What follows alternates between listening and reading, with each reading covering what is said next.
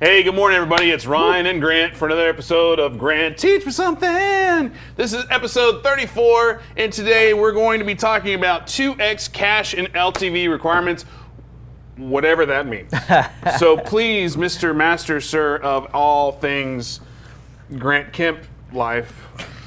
That was well phrased. I appreciate the elegance. What are we talking about, man? So today we're going to be talking about a couple of rules of thumb that are going to be really applicable to you if you're trying to get into some more of these creative situations, some more of these situations that aren't just, hey, I can wholesale this, hey, I can flip this for cash. Because when you're wholesaling, when you're flipping for cash, it's really easy to analyze that. You take whatever your percentage is, 75% of the ARV and back out repairs, and that's what you offer your seller.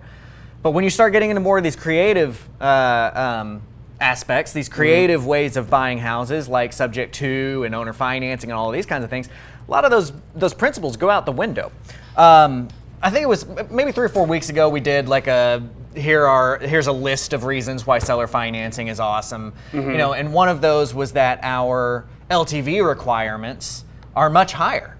We can buy a house at 90-95% and it still make a ton of money. And by requirements, it shouldn't be standards, because when I think requirements, I'm like, oh, you're required to do this, because it almost has like a negative connotation. Sure. So in this phrasing of it, it's almost it's a positive that you're at 95, not negative. Yeah, maybe. Okay, so yeah, maybe we do change that up. Yeah. So I mean, I don't know. However you want to think about it, there our way of analyzing deals is a little bit different with this creative strategy, because we're not throwing so much cash out. So we do get the positive of being able to buy at 90 or 95 cents and still make 6 figures on a deal. So before we get too far into that, let's kind of really quickly graze what standard is. Like standard would be, and neither one of us are hard money lenders, neither one of us are lawyers, financial planners, but right. I would say what? 75%, that's typical? Or yeah, maybe so not, I think 80%? most lenders, most lenders are going to be between 70 and 75% is what they want to see you at, which means that if your ARV is 100, they want your total basis to be, let's say, $75,000, which means if you have a $15,000 rehab budget that you can buy the house for 60, put 15 in, they'll give you the $75,000. But ultimately, they want some sort of skin in the game. Yeah, they'll ask for points or something. Most of the time, yeah. Those lenders are going to get something to get some skin in the game. But their LTV requirements, loan to value, is going to be somewhere in that 70 to 75 cent range. Now, here in DFW, our market's been really hot for a really long time. I mean, several years now, where kind of the going rate, if you're going to buy a house for cash from a wholesaler, kind of the going rate is about that 80 to 82% mark, which a lot of guys, if they are getting hard money, they're going to be putting 5 to 7% down and then getting the 75% loan from a hard money lender, and that's kind of where their skin in the game comes from. But people are buying at 80, 82. I don't really recommend that with an all cash purchase. And yes, I get that you're getting lending from a hard money lender in this case, but at the end of the day, there is $82,000 going to somebody, changing hands at a title company. At 82,000 actual dollar bills are moving somehow, okay? And you need to protect those dollars. I do recommend you go back and watch a couple of episodes ago where we were talking about the benefits of seller financing, because we discussed this. You need to protect those dollars. That's why you get a title policy on a deal like that. That's why you've got these LTV requirements that say, hey, we should be buying at 70 or 75 cents, because that affords you room to screw up, right? That gives you room to screw up and pay closing costs and all that kind of stuff. Right, and I wouldn't even say the word screw up. I would just call it inevitable. Yeah. Because no matter how much of a pro or how many houses you've done or how exacting your spreadsheet or planning software you may use is, there's always going to be something stupid. There's always going to be termites crap, behind the wall. Termites. I forgot to include the lawn mowing, or there's always something. And that's why ultimately, if you knew exactly what every house would sell for, and you knew exactly how much every house would cost to get there, you could buy it 98% cash all day long, because I may only make 2% on the deal, but if it's a guaranteed, why not? Yeah, if it was an absolute guarantee. But that's the key, is that it never is, right? Never. And that's why we have those requirements in the cash game. Well, that all kind of starts going out the window when you start talking about doing an owner financed deal, because it's like, well, with owner financing, you might not have any cash changing hands. I mean, there's a very real situation that, I mean, I've bought a lot of houses where literally they are just giving me the house. My promise to them is that I'm going to continue to make those payments on their behalf, which is a subject to deal.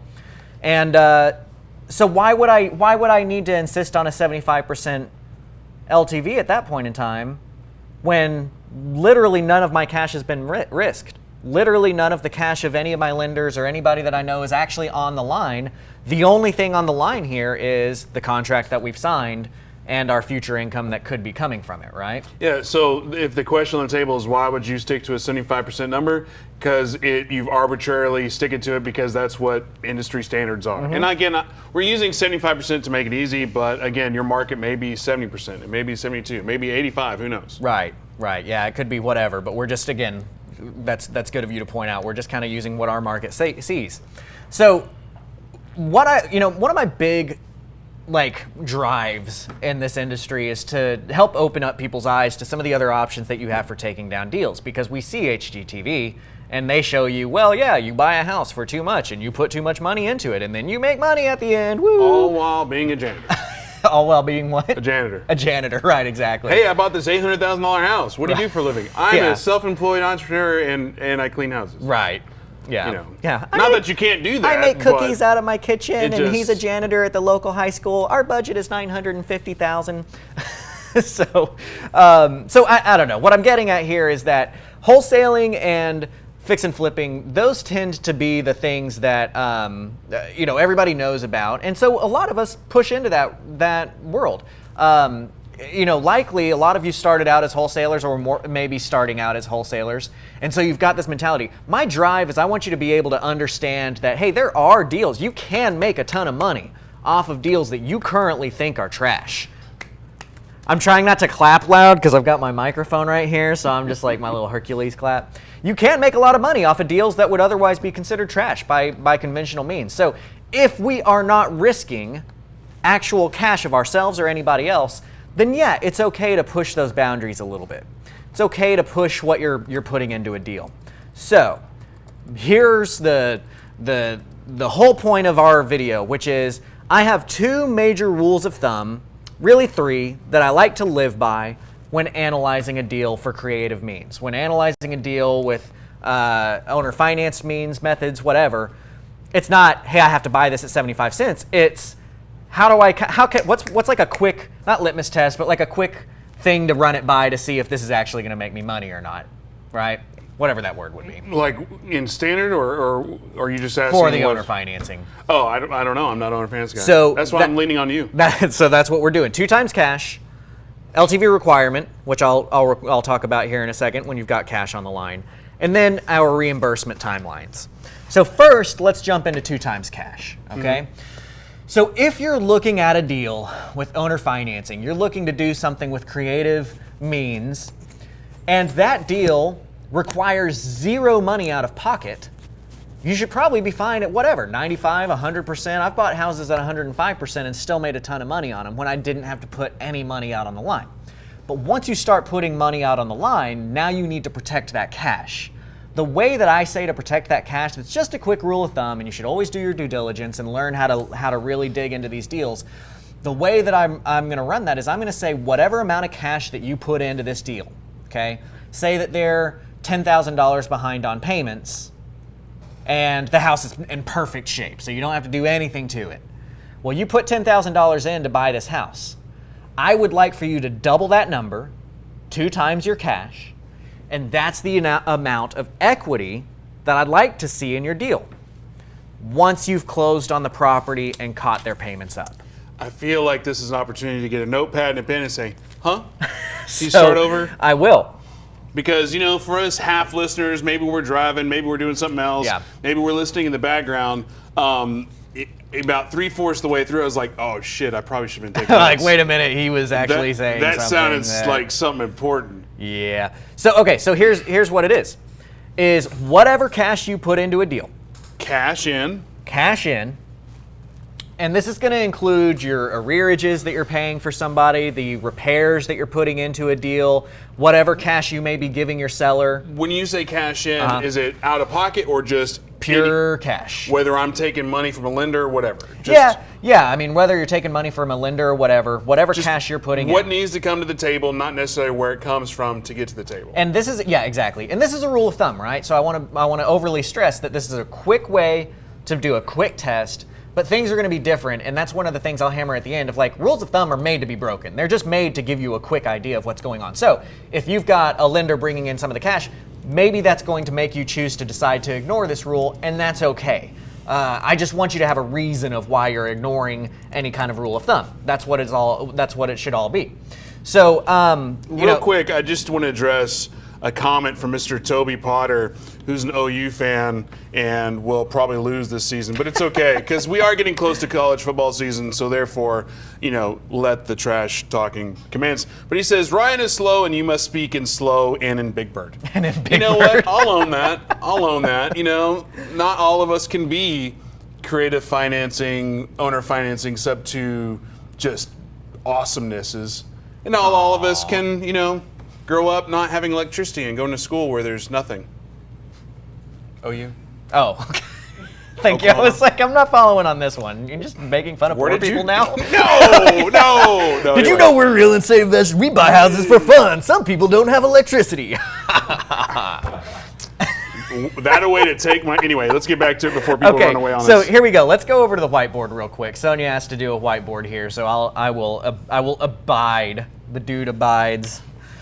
So my deal is whatever cash you put in. Again, that could be arrearages to catch their payments up, cash to pay for the repairs that need to occur, or cash you're giving to your seller to sell your house, for them to sell their house to you, subject to.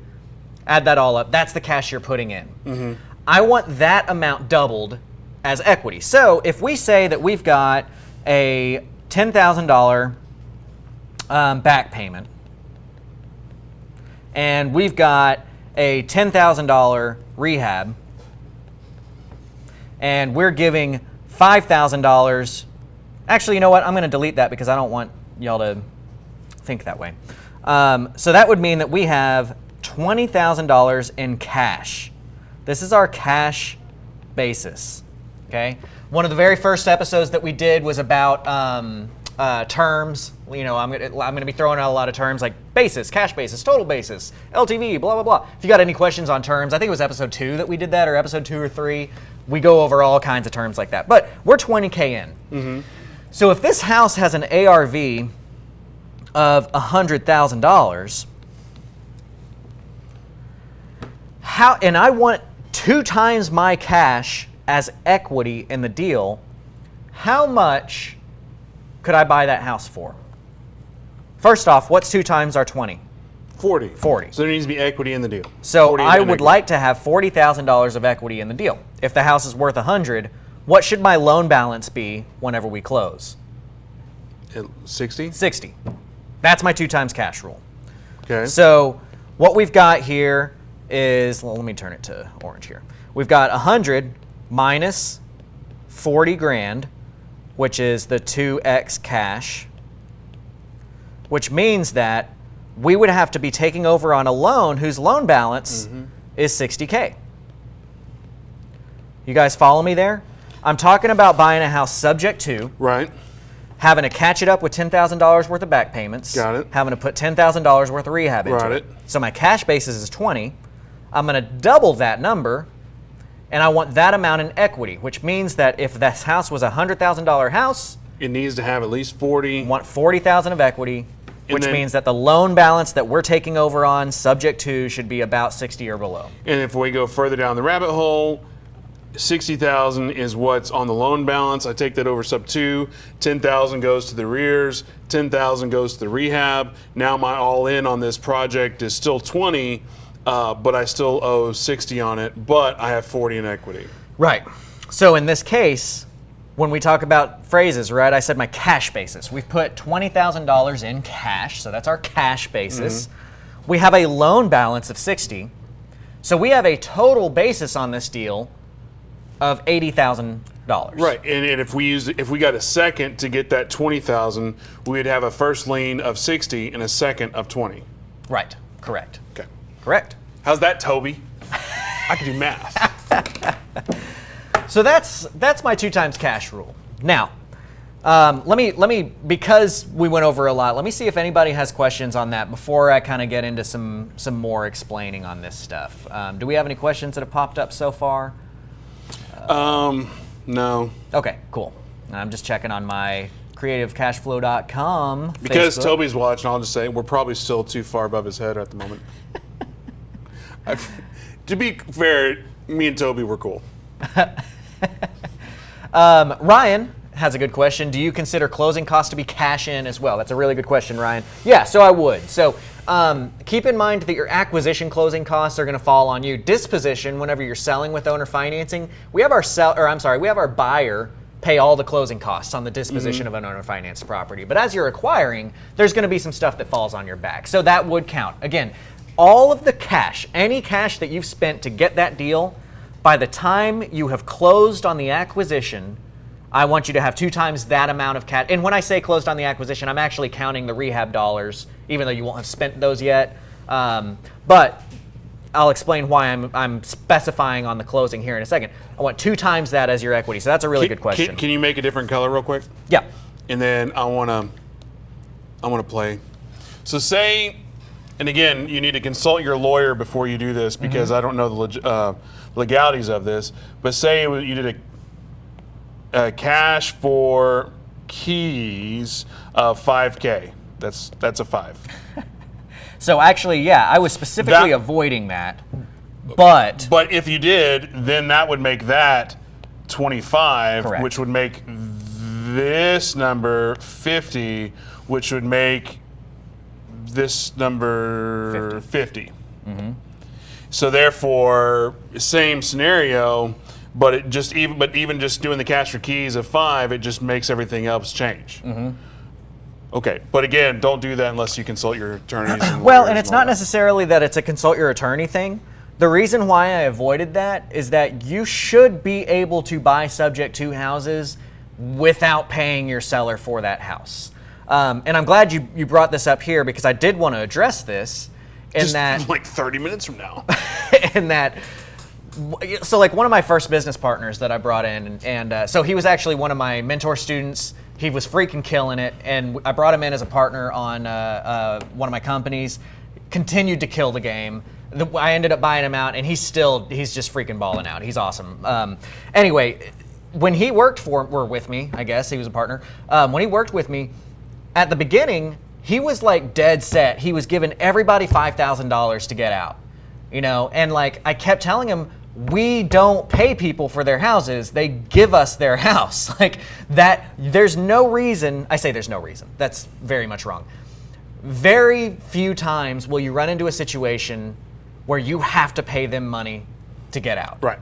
Now, if you go into this with the mentality of, yeah, I got to pay people $5,000, $10,000 to get out, you're going to be wasting $5,000 or $10,000 of cash. The most I pretty much ever pay anybody to get out of their house is $2,500 on a subject to deal. Right, but every once in a while you are going to run into it. An individual who's just not motivated, doesn't care, it's pre-foreclosure, fine, it's going to go to foreclosure. Right. And you got to pay that person cash keys. And then also you may have to pay the person that brought you the lead. Anyway, but that's separate. But that would all be cash. But that would still be in that cash basis thing. Right. That bin. And the only reason I said the cash for keys, consult your attorney, is because if it is a short sale or foreclosure or whatever, banks may frown about somebody getting money. Well, when you're buying subject to and you're catching up their arrears, well, I mean, it's never a bad idea just to say consult your attorney. But yeah, or financial planner, tax accountant, all of the above. Good job, Ryan. You're welcome. No, I was saying this, Ryan. I'm sorry. Good job, Ryan, for the question of the all cash in thing. You do a good job too. So how do you make a sub-2 a good deal when there is no equity? Ryan emoji. We need a sad Ryan graphic. It's like, Wade has the question, so how do you make a sub-2 a good deal when there's no equity? Contradictory to this. Okay, so we're going to get to that, Wade. That's part of what we're talking about here. So again, the basis of our logic is the less cash you have in on the deal, the higher LTVs you can buy in at because you don't have to worry about protecting that capital. Now, what we looked at here is that we saw, let's say that last example, $25,000. That would mean I would like to have $50,000 worth of equity in there. But as we're seeing these numbers get bigger and bigger, the arrearage numbers or the arrear numbers that we're seeing, I mean, we're running into people that are $40,000 behind, and then you got to put 20 grand in to fix the house. That's $60,000. Doubling that, getting 120 grand in equity, most of the time is unreasonable. Most of the time in these kinds of situations, it's unrealistic, right? And so that's where I've got a caveat to my 2 times cash rule that says, if you are putting cash into a deal, first off, you'd like to have 2 times cash. But if you don't, I'd like you to be in at like 82% of the ARV. That is when I'm cool with going 82 cents. Because let's say, for example, you've got $25,000 here, and we've got a $60,000 loan balance. Well, that would mean that your total basis at this point in time is $85,000. That's pushing it. Because what that means is that, I mean, it's still, again, it's a rule of thumb, so you can break it if you've got a reason you want to move forward with it. You should just know what you're doing is all I'm getting at.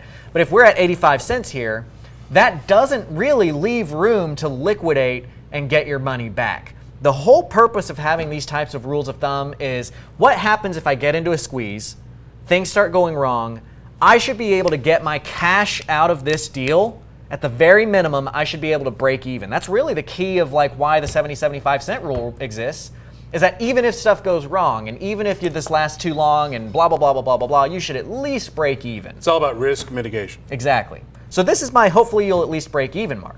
Double the equity, you should be fine. Or double the cash, you should be fine. If you can't double that cash, are you in at 82 cents? Because then you've basically just subsidized that 82 cent purchase with whatever the loan balance currently is, and it's still probably fine to get into at that point in time. But it gets a little bit dangerous as you start pushing that mark a little bit. Real quick, while we're sitting here, make sure you're liking this, make sure you're sharing this, help us out. We want to bring the entire real estate investor community all over the United States in on what we're doing here. Typically what we talk about is relative or relevant all across the country. So yeah, there's some specifics to Texas, but whatever. Yeah. But make sure we expand this market, help us out. The only way we could do this for free is if we have your help getting our message out there of what we're up to. Obviously, we don't do the sales pitches that much. That said, Propelio.com. I forgot my sales pitch.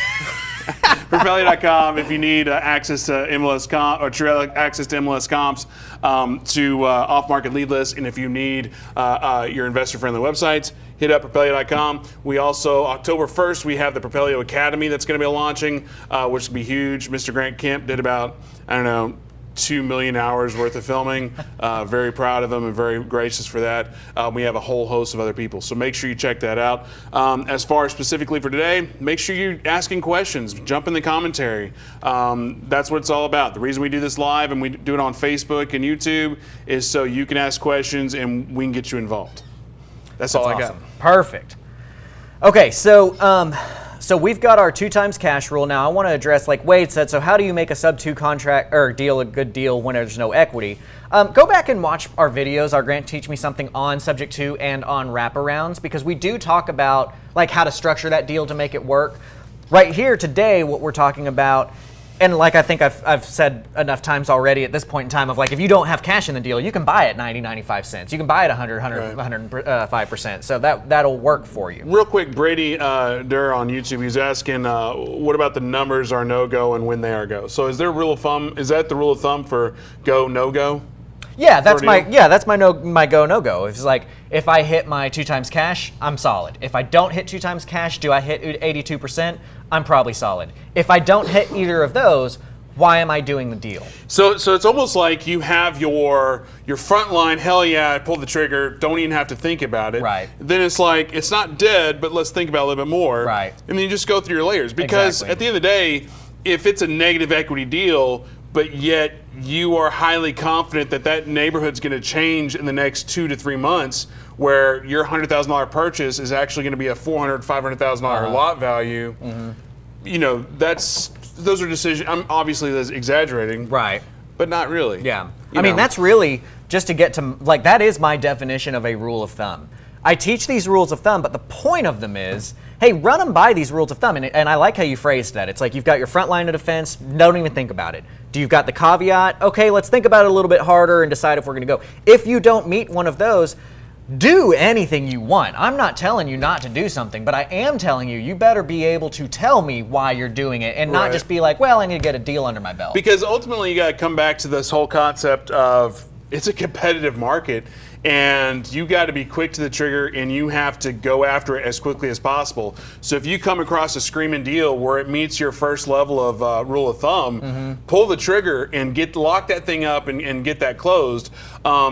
Because guess what? If you don't, Grant's coming in right behind you, and he will. Right.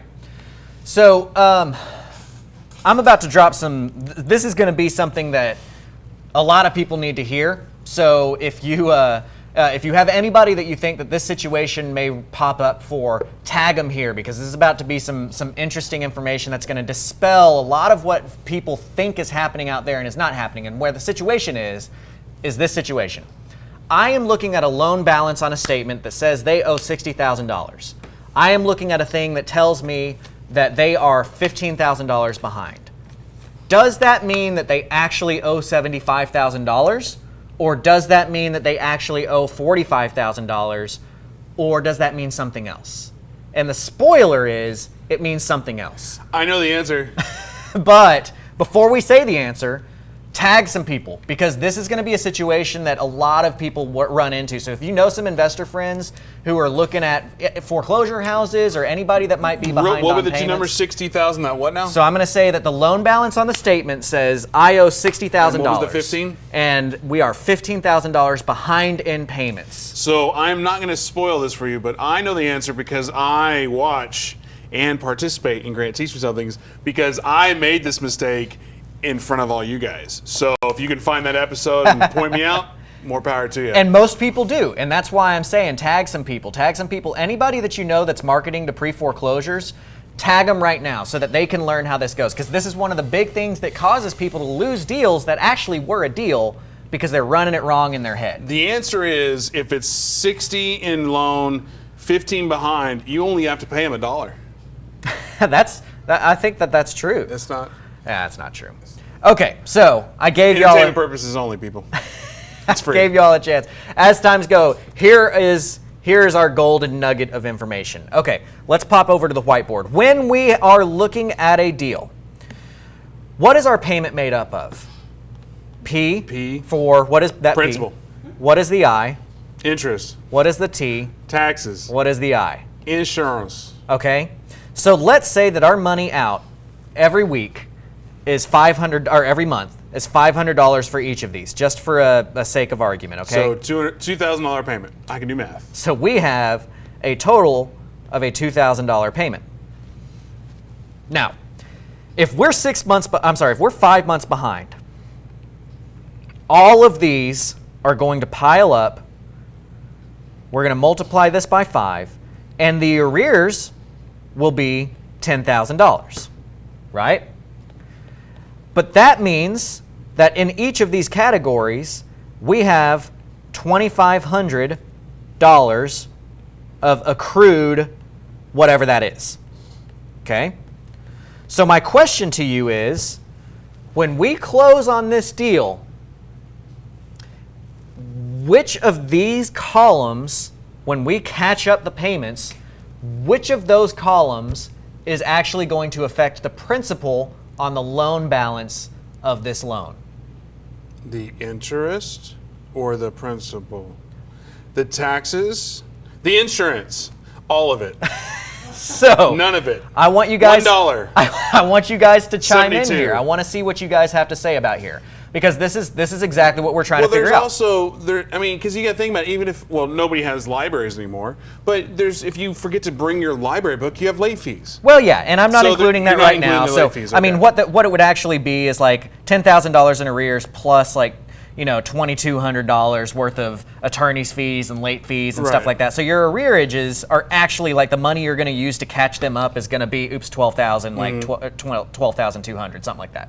But I'm just keeping it simple for now, and I'm just showing just in pure back payments. And I want you guys to chime in with me. Out of these 4 columns, PITI, when we catch this up, how much, I want you to put the dollar amount in the comments. What is the dollar amount that will be subtracted off of the loan once we pay that bank $10,000? Well, I guess I say what's the dollar amount. They're all the same. Oh, shit. 2,500. 2,500. I'm right. Okay, which column? P, I, T, or I? Which of those? What's that? Oh, he said go back to the screen. Oh, go back to the screen. Sorry. I was trying to look for comments there.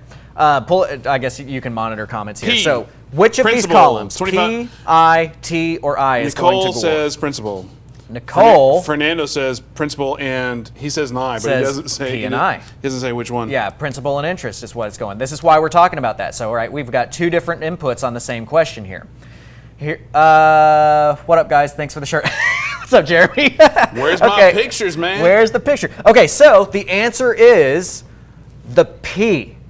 Only the principal is going to affect the principal when you pay up those arrearages. Why is it when I said that, you looked at me like I was stupid? Because I was waiting on them to answer. And I was just letting it was going to be a moment of participation here. So we have four options that go into this total payment. Principal, interest, taxes, and insurance. So if you have a $10,000 back payment, only the P is going to affect that loan balance. So again, using our numbers, if you are staring at a loan statement that says $60,000 on it, and you see that they are $10,000 behind in payments, when you go to the closing table and you pay up those arrearages, their new loan balance is going to be $57,500. $57,500. Everything else is just paying the bank back the interest that they're owed and the taxes and insurance, the escrow that they've already paid. You're just reimbursing the bank for that amount of money. The P is actually going towards principal. So the myth here is most people think if it's 60 in balance and 15 in arrears, if I pay 15, oh well, now it's down to 45. Exactly. That's the myth. That's the myth. Most people think, oh, I'm going to pay $15,000 and I owe 45, or the other thing that most people think is, well, we're going to pay $15,000 and still have a $60,000 balance because they really owe 75, but they're showing us on the statement of 60. Yeah, but the healthier of the two opinions is probably you pay 15 and still owe 60. It is. Because, okay, 60 and 57.5 is pretty damn close. It is, but the reason why I'm stressing this and the reason why I'm bringing this up, and again, guys, if you know anybody hitting pre-foreclosures in marketing, or you know some groups that are marketing specifically for foreclosures, people behind might want to do creative, share this to that group, tag this person, let them know that we just explained this massive myth because it's one of the biggest myths that are out there. The reason why I'm stressing on this is that when you start looking at tight deals, which is what Subject 2 is all about, you start looking at tight deals and Grant has told you to get 2 times your cash, sometimes that extra $2,500 might be the making difference. Yeah, because the biggest complaint you hear all day long in any kind of meetup or networking setting or even just on Facebook is there's no deals, there's too much competition, there's too many new people in the industry, there's too much, there's excuse about why you're not getting a deal. The reality is there are still plenty of deals. Just go to how many people were at the auctions yesterday and how many houses were at auction? Those are all potential deals before they got to auction. It's just we as a community didn't do a good enough job of either A, marketing to those people, or B, conveying the message of why they don't need to be going to auction. So there's always plenty of deals. That said, yeah, there's still competition, and like Grant says, $2,500 may be the reason it might be the difference in your ability to make that deal close. Yeah. Or not close, but win it get the contract. Right. So here's another kind of basic rule of thumb on our arrears that we're talking about here. I just worked out, in this example, what if P and I and T and I all were $500, but that's not what it's going to be in the real world. Just for a real quick example, let me show you back here. I'm going to run a calculation, or I'm going to show you my calculator here to show you how principal and interest loans work. So let's say that this is our loan. We've got a 30-year loan at 6.6%, $202,000. Our loan payment would be $396. Actually, you know what? Yeah, whatever. We'll leave it there. If we look at the amortization schedule of that, you'll notice, yeah, let me make it more exaggerated. Let's do like a normal owner financed deal. Let's say $150,000 or whatever, $100,000 loan for 9.5% for 30 years. That's going to be $840 a payment. If you look at it, $791 on payment one, $791 of that payment, which is only an $840 payment, $790 of that is going towards interest, purely interest. So in this case, only $50 would actually be hitting the principal. But if you look later on down the road, and this is how an amortized loan works, later on down the road, we've got deals where, like at the top of this page here, now $490 is going towards interest, $350 is going towards principal. As time goes on, more and more starts to affect your principal, and less starts to affect your interest. Here's how that looks in graphical form. You've got a balance, which is this green shade. The blue line shows how much in a percentage of every payment, how much of that payment is going towards principal, and the red line is as a percentage, how much towards each payment is going towards interest. So you see at the beginning, almost the entire payment is going towards interest. As time goes on, that relationship changes. The reason I'm saying that is that as we start to look for our rule of thumb on saying like 2 times cash or running that number, and we've got arrearages that we're dealing with, usually with the houses that we're running into, it's about 15% of whatever that back payment number is, whatever your reinstatement number is, it's about 15% of that is actually going to go towards the principal. But if they bought their house 20 years ago, that percentage is going to be higher because more of each payment that was missed should have been going towards the principal. Does that make sense? Are y'all following me? So just keep that in mind. If it's a house that was bought last year, maybe 5% of those back payments are going to go towards a principal. If it was bought 20 years ago, maybe 30% of that is going to go toward. You don't really know, but a basic kind of just running it, off of experience, about 15% of that number is going to go towards your principal. But back to the rule of thumbs, what are some other just crazy rule of thumbs in the owner finance world because I think that the 2x money in to make sure you have equity, I think that's gold. And if you don't really understand the power of that, or maybe it's not new to you, and maybe you're like, well, no kidding, Grant, that's day one school stuff. But you know what? That's what we're here for. We're trying to give you advanced stuff, but we're also trying to give you basics. On this, I don't know if it's basic or if it's advanced because it's advanced, yeah. With the owner finance world, it's still fairly new to me in one way. Yeah, this is not a standardized, this is something that Grant Kemp has found. This is not a standardized hey, if you're in owner financing, this is what you do. But as somebody who trains, creativecashflow.com, people how to do this stuff, I needed to come up with kind of some rules of thumb to help. And I started looking at all my deals and analyzing, and this is kind of what we arrived at with it. So the 2 times cash is your first. Your 82% is kind of your caveat. The last hurrah there, and this is what's going to account for what if I get a lender to put that $20,000 in and I'm only out of pocket of my actual money blank, here's where this last one comes in. The last one is, I want whatever cash you have out of your pocket to be reimbursed within the first 18 to 20 months. And by reimbursed, you mean if you do a wrap and you sell to an owner finance, you want that down payment to be is it down payment or down payment and those first 18 months worth of payments? First 18 months worth of payments. Because let's take an example. I'll pull back another example on the whiteboard for us. Let's look at a deal where we have, whatever. It's a $100,000 ARV. And we've got $20,000 in arrears, and we've got $15,000 in repairs. Okay, and for sake of argument, let's say that we get these arrears taken care of by private money, and these repairs are our cash.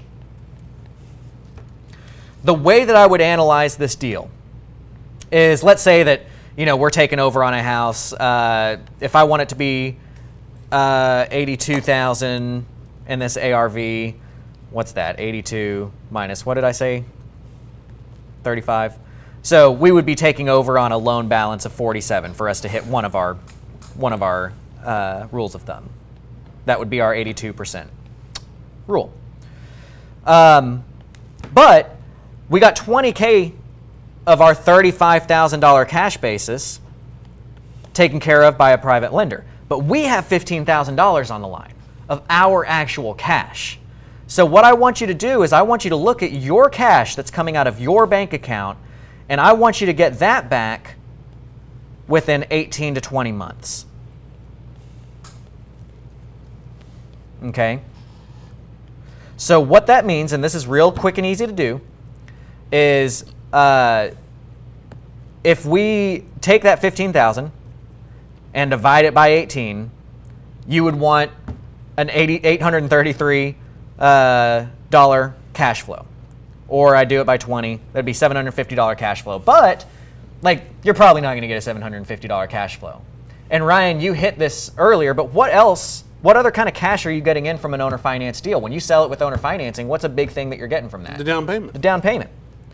So obviously I can't get that whole $15,000 back within 18 months just based off of my cash flow, because I would have to have $850 of cash flow. But we got a $10,000 down payment in. So 10 of my 15 is being taken care of by the down payment.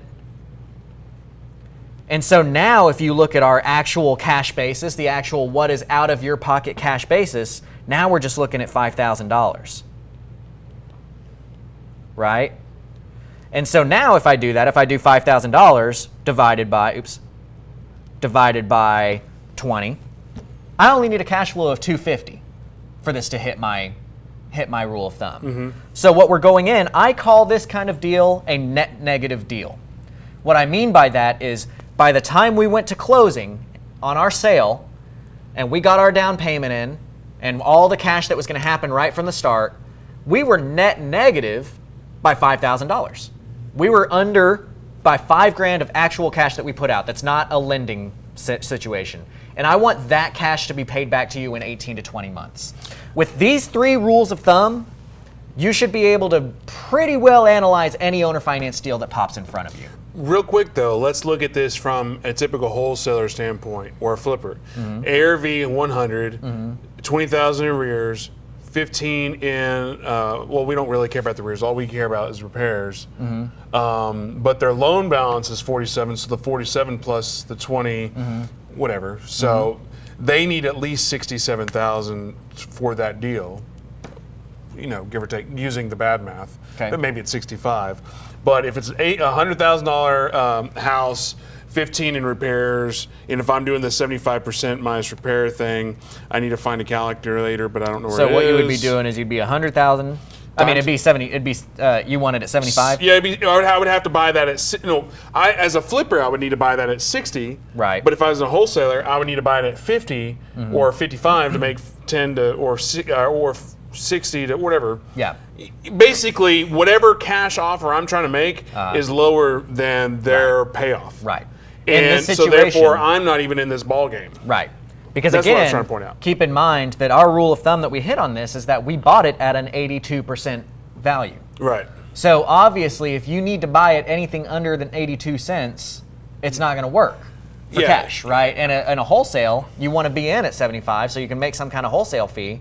In this case, to make a long story short, they wouldn't be able to sell you that house for the price that you need. You would quite literally have to do a short sale to even be in the ball game.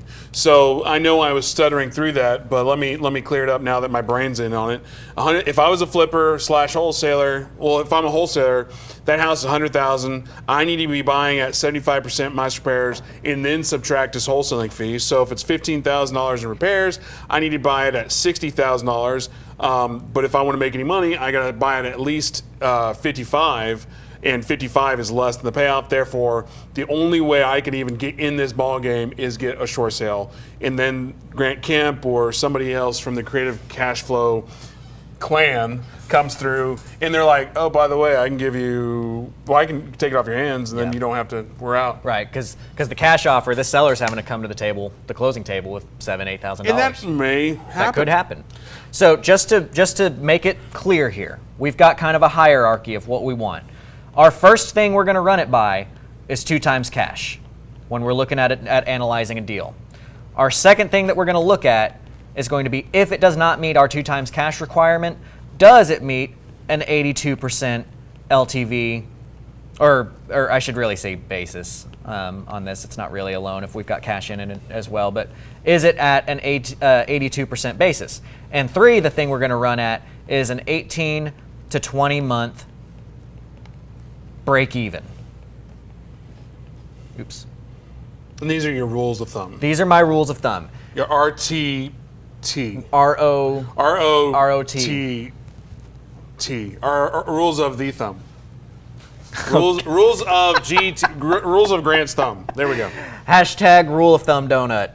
I don't think that works. So we're going to run them by those 3. Anytime you got a creative deal that might be pushing your values, run it by that. Do you have 2 times cash once you put the cash in? After you close in the acquisition? After you've caught their loan up? Because remember, some of that arrear payment, that back payment, is going to go towards principal. If that doesn't work, are you at 82% or below? If you should be one of those 2. But, and I want you to kind of use those independently of number 3, right? You should be one of those 2. And if you're not, I want you to have a real good reason as to why you're not. And then if you've got cash in on the deal, if you are net negative, can you catch yourself back up in 18 to 20 months? So I have not necessarily a case study, but Jeremy Miller has it. He gave us some numbers, so might as well throw it out there, and just see how Grant Kemp's brain works it. He's got a house, ARV 185. I don't know if you want to write this down so you can fully, or you're looking at me like, man, I don't want to do this. Well, deal analysis live is tough because it's not something that you can just do in a couple of minutes. So we'll see. We'll see. Well, no, let's run it. Let's run it. Sorry, Jeremy. No, 185 ARV. It needs 26 in rehab.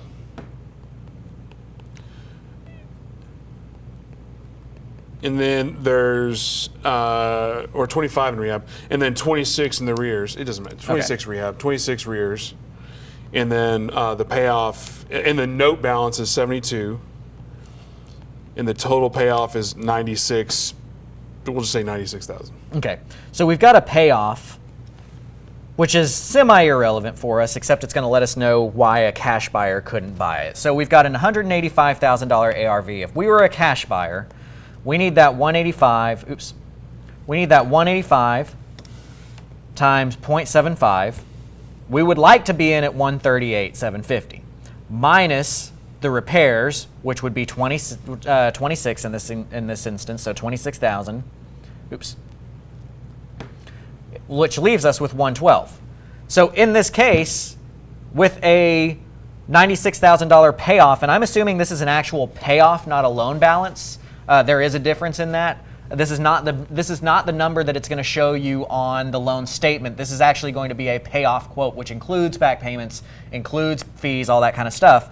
If this is that payoff, that means you could make them an offer for 112 and they would walk away with $20,000. Okay? But if we're trying to buy it for subject to, let's run it by these rules of thumbs. And again, I'm not gonna tell you how to buy this house because if we go too far deep, it would just take forever on this. But if we run this purely by our rule of thumb, we are going to have a cash basis of rehab and arrears of $51,000. Oops, how do I make a K?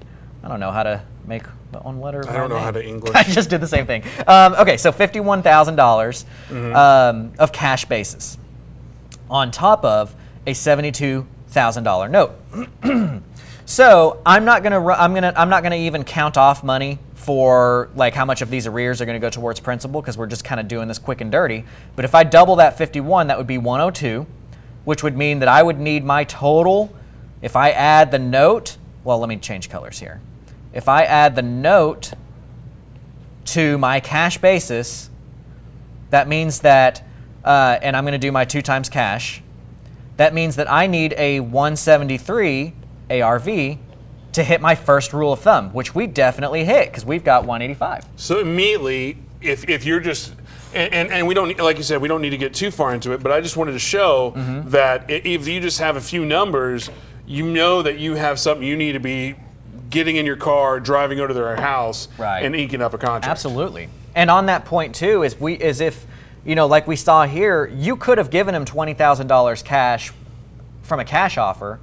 So, and you've got, you know, whatever, $12,000 of a difference right here, right? We've got 12K difference right here.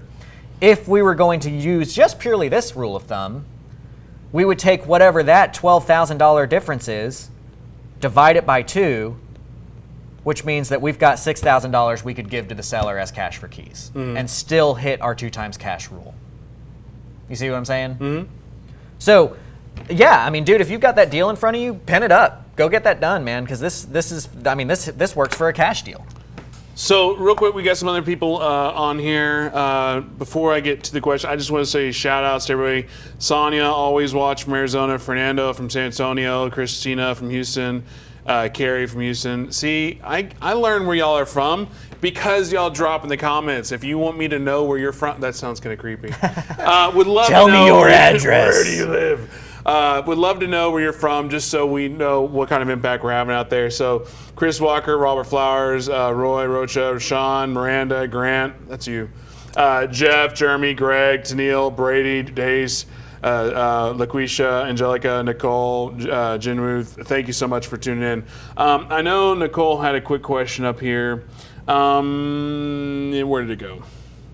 What about figuring your payment for private money? That's it. That actually, if you look at our Grant Teach Me Something on backing into the deal, that's where you would learn about that. That is a whole topic in and of itself. So, Nicole, I'll find that link and I'll tag in it. Yeah, just and so if anything, and I might address that one again coming up soon because it's an important one. It is a good one. But the short of it is that you just basically look at whatever your cash flow is that's going to come in. Like if you've got a $70,000 loan balance, you're taking Sub2, and its payment is $500 a month. And you know that you can pay, or you can get this house sold with a payment of $1,500 a month. That would mean that you have $1,000 a month to play with, and with that $1,000 a month, that's how you structure out how you're going to pay back your private money from that $1,000. That's your play money. So that's the short and sweet of it. And then I can actually answer a question because I know stuff. Awesome. Jason Henry's asking, is 82% based off an ARV or the appraised value? I'll answer from my point of view. Pretty much any time ever talking about real estate, we're talking about the after repaired value, because very rarely are we even dealing with the appraised value, because as real estate investors, we're cheap as hell and we're not getting an appraiser out there unless we absolutely have to. Right.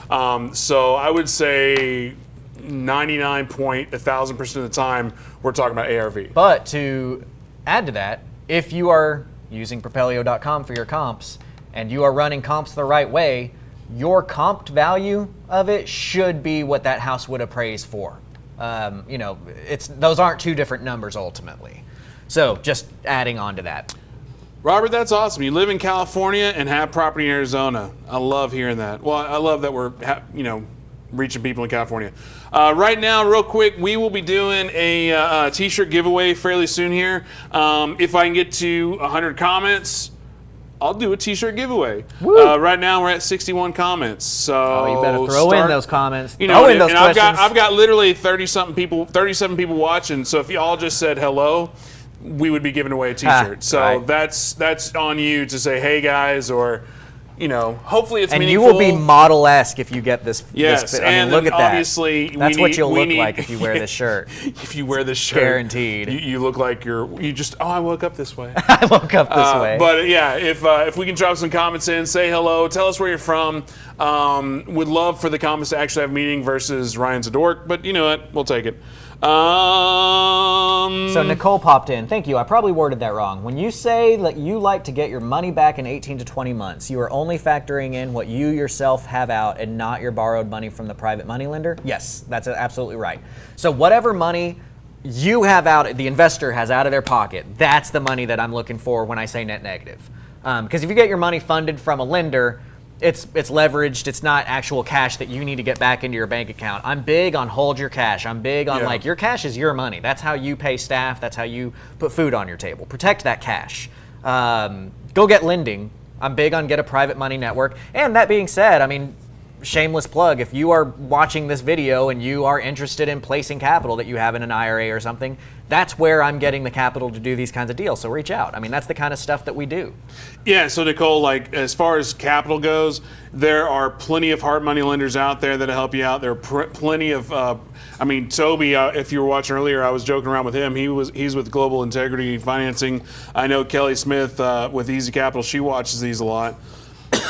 But there's plenty of private capital and like Grant said, there's IRA. If you have a Quest IRA function, go to one of theirs because they've got plenty of people trying to give money away. So there's plenty of money out there. You just need to find the right deal because if you have a good deal, money will find you. Absolutely. Jeremy has a good question. So ARV equals basis equals 82%. That's not actually what I'm saying here. So ARV is going to be your after repair value, right? That's once everything is fixed up, what would this house be worth? After it's repaired, its value will be blank, right? That's your ARV. Basis can mean many different things. Basis, when we talk about that, it's like how much do you have in on it? So you've got like a cash basis, right? Like how much cash do you have in on it? If you're net negative $5,000, you have a cash basis of $5,000, and you have like your it's not a loan basis. What's the word I'm looking for? But loan basis. Let's say you took over on a. Well, I'll whiteboard this up because maybe we're going to start talking about too many things here. So let's say that you've got a $100,000 ARV. That means after repair value. That's just once it's fixed up, what's it going to be worth? Let's say that you've got a $60,000, gosh, I can't draw, $60,000 underlying lien to like Bank of America. Well, this is going to go towards your you could say loan or finance basis or whatever. I rarely talk on those terms, but basis. And let's say that you got a $20,000 private money loan. This would also go towards your loan basis. So you've got a total of 80 grand in loans. And then you put $5,000 of your own cash in. That would be your cash basis. And then if you add those together, you would have an $85,000 total basis. So again, basis is just a quick way of saying like, what do you have in it? And that's kind of how those would go through. Now, when we're talking about 82%, I'm saying I want you to get 82% of this ARV, and I want that to be your total basis. I would like your total basis to be 82% if you are getting into a deal where you're putting cash in and taking over Sub2. Mm-hmm. And that's the whole goal is, yes, there's so many strategies. There's flipping, there's wholesaling, there's, pretty much real estate investing is the wild, wild west of whatever. You could literally, if you could think of it and go for it. I mean, that's why we always talk about get creative. Hell, even in this scenario, I don't know if it would make sense, but say you're strapped for $5,000, but you can find somebody who's going to give you a 10-in-1 loan. 1% origination is $500, and 10% is what, $50, $500 divided by 12, whatever that be. Like, what would I don't whatever know. math. It'd be a cheap loan. Obviously, $5,000 is not that much money, but $5,000 to keep in your pocket or spend a little bit more to use somebody else's $5,000. And those are all questions you have to ask yourself. But the key thing is to always be creative, always think outside the box, and also always keep learning.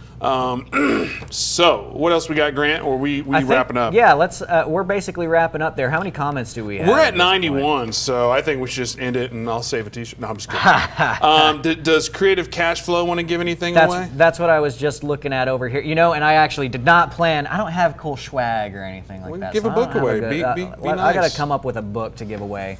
And we got some people asking for a T-shirt over on Creative Cash Flow. Toby, man, Toby left my Propelio stream to go and jump in your stream. I mean, you can't help it if I'm better. So you're saying my stream is better. You're better than Daniel? Is that what you're saying? Oh, okay. Yeah, I went there. Tang needs a medium. He needs a medium. Do you have any mediums for Tang? Tang, it's not a white T-shirt though. Are you gonna wear it? Okay, so let me just do this real quick. I'll give everybody about 30 seconds to wrap up.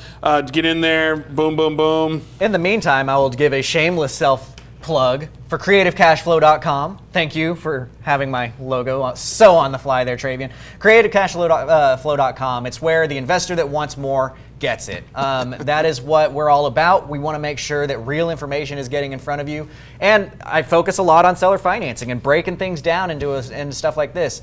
You know, the reason that you see CreativeCashFlow.com paired up with Propelio over here is that we share our why. We both want to make sure that everybody's getting a great education, that you're having real information that's actionable put in front of you, not just some guru that's never done it before saying, hey, like, this is how you can pay me more money for my next level. So if you like how Grant Teach Me Something goes and you want like an actual academy style, let's take it from start to finish with me teaching you, check out creativecashflow.com. And then I'd also do personal mentoring. Robert Flowers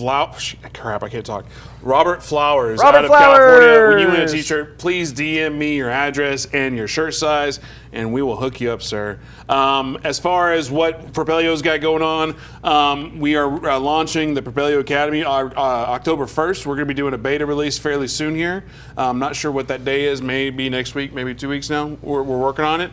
That's going to be a one-stop shop for all your real estate investing needs to learn stuff. Grant has hooked us up with a lot of content. But the whole goal of that is so you don't have to spend $30,000, $50,000 on a traveling snake oil guru guy. You can get the information for free at the Propelio Academy. On top of that, if you're in DFW or in a surrounding area of DFW, next Tuesday, August 14th, we've got our DFW Real Estate Investor Meetup. It is quite literally, this is not hyperbole, the hottest real estate investor function in North Texas. We get anywhere from 400 to 600 people. You have education, you have networking, and it's basically a big party. So if you're looking for those opportunities to network / have fun / learn, next Tuesday, 5 o'clock, Palace Theater in Grapevine, open bar, free Chick-fil-A. It's gonna be ton. The headline that we have on this one is we're gonna have Will Crozier sit down with Daniel and literally just have a sit down. It's something we've never done before, but our big thing there is to always keep changing it up and let people know what's going on. Just keep it differently. Also, Grant's volunteered. He's going to be our MC of the event, so you don't have to see my mug up on stage anymore, at least for this event. And then on San Antonio, August 20th, we will be doing an event in your neck of the woods, and we'll be announcing more details of that pretty soon, but you can register for both. Anyway, that's it. Anything for you? Well, I will be giving away, I'm going to give away the book Multipliers because I think it is a very important book to learn how to lead your team, and I ran it, and we have a winner of Jamal Khan. Woo, Jamal Khan. So, hey, message me, Jamal, with your mailing address, and we will send you out from CreativeCashFlow.com the book Multipliers, which I think you should really enjoy. I do have one more question. Matt says it's Creative Cashflow free training. I am not free training. Creative Cashflow is not. So Propelio and Creative Cashflow share our why. We differ in our how. Our how with Propelio is through free training events. My how, CreativeCashFlow.com, is a paid academy. My mentorships are paid mentorships, but it's a little bit different. I do have a lot of stuff at the academy. There is a lot of stuff behind Creative Cashflow that's not going to be on the academy. And then every Monday night on CreativeCashflow.com, I do a live Q&A session for all of the members where you can just ask any questions you want, and I will answer them all live for you. And Robert, you just opened up a huge hornet's nest because he's like, let's say I have cash that I want to lend out for deals. What's the going interest rate? The going interest rate is whatever you come to agree on. What I would say to that real quick, though, is anybody you potentially lend to, make sure that they can produce HUDs, which is basically a report card of whether they are or not doing deals. But what you really want to see is a HUD where they've lost their money. Because if they've lost money but they've actually paid their lenders, that's what you want to see. So if a potential lender or lendee can't produce those HUDs, walk away from them. Yeah. So anyway, that's all I got. You got anything else? Just one more question that I did see is, where did it go? Oh, dang it, we had a question. On your Sub2 deals that you own or finance out, what kind of interest rates are you giving to your buyers? Typically about 9.5%. But again, watch the wraparounds video for a big explanation, and the Dodd-Frank video for an literally explanation. what I was just talking about. What? I literally was just answering that. No, you answered the money. You answered the what to do with private money. This one says on Sub2 deals that your owner financing out. Oh, okay, different comment. My bad. Anyway, we'll see you next time. So, high five out. Bye now. Man, what you got?